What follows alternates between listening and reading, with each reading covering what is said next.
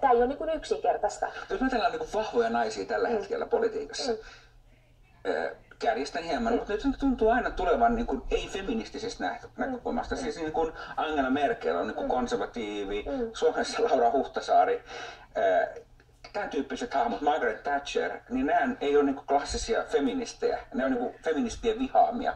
Ja kuitenkin ne on naisia, jotka ottaa aloitteen käsissä ja uskaltaa. Joo, paitsi sitten feministejä on monen sorttista, että kyllähän siis varmasti omanlaistansa feminististä kannatusta on niin kuin kaikilla näillä, että ihmiset tulkitsee tai feministimiehet ja naiset tulkitsee tämän asian eri tavalla, että ketä haluaa nostaa. Että mä en niin kuin näkisi, musta tästä on niin kuin vaikea tulkita mitään feminismistä sinänsä tästä tilanteesta. Että sitten joku, esimerkiksi Angela Merkel tällä hetkellä, niin siinähän on paljon niin kuin isompi merkitys on hänen julkikuvalleen sillä, että hän toimii ikään kuin laskelmointia vastaan. Se hänen vahvuus on nimenomaan siinä, että hän ei alistu niille paineille, jotka on ilmeisiä.